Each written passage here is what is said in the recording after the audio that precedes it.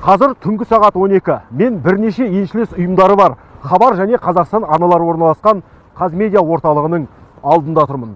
Мынау зәулім ғимараттың ішінде іріген жүйенің шіріген медиа масылдары отыр.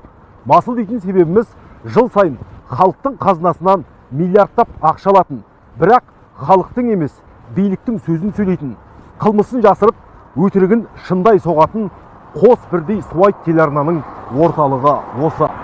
Сонымен Хабар мен Қазақстанның басшылары жыл сайын халықтың аузынан жырып алатын 60 миллиард теңгені не істейді?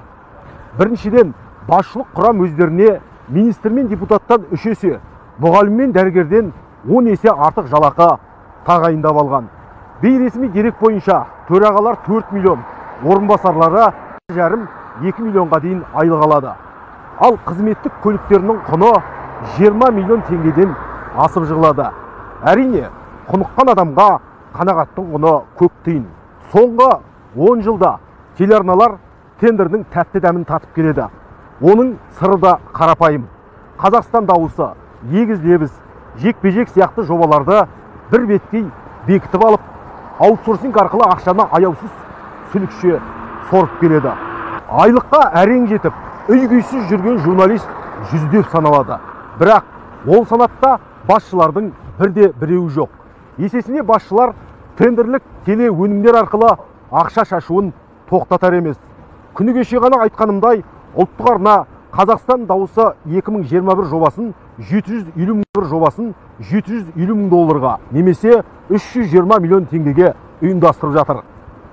Кетік басып тек көтірген жюрилерге әрқайсысына 15 миллионнан сыйақы төлеп, мұнысына мүлде түсінік берген емес. Бір нәрсе анық. Кешелі бері дәл осы мәселе бойынша шаш етектен кетіп жатқан шығынды сұраусыз ақшаны әлеуметтік желіде қарапайым адамдар талап етіп, түрлі комментарий қалдырып, әркім әртүрлі пікір жазуда. Алайда Ақпарат және қоғамдық даму министрлігі, дәл осы телеарнаның басшылары және де жауапты тұлғалардың ешқайсысы әлі күнге халыққа жауап берген жоқ. Ал біз мемлекеттік сатып алулар порталына кіріп, Қазақстан телерадио корпорациясының өтінімдерін жарияланымдарын қарап көрдік. Ол жерде Қазақстан дауысы 2021 жобасы туралы ешқандай мәлімет ұсынылмаған.